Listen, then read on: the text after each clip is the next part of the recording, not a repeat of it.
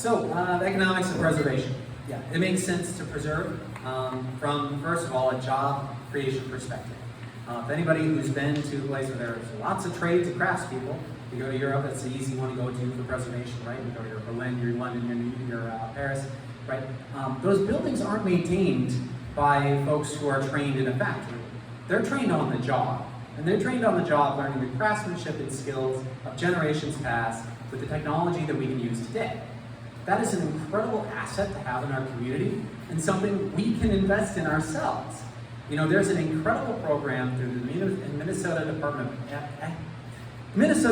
of Employment and Economic Development, DEED, it's a long one too, called Minnesota Youth Build, that is entirely focused on getting our youth connected to the trades, to artisan crafts in schools, in partnership with union training homes, so we can have our current brand new generation of young tradespeople in love, caring for, and doing the work to preserve the things that matter to us.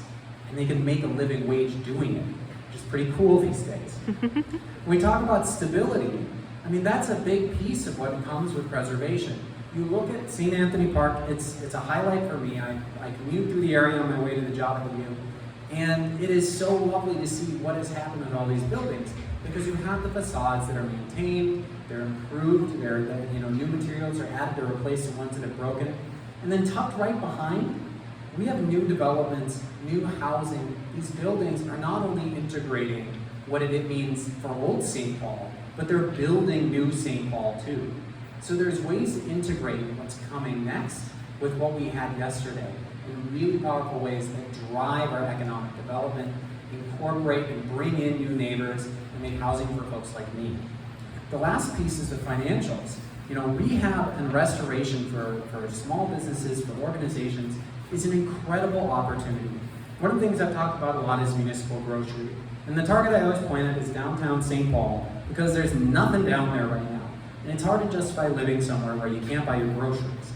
But across our city, we have small corner stores that have turned into housing, that are still available, and are historic on their own merit.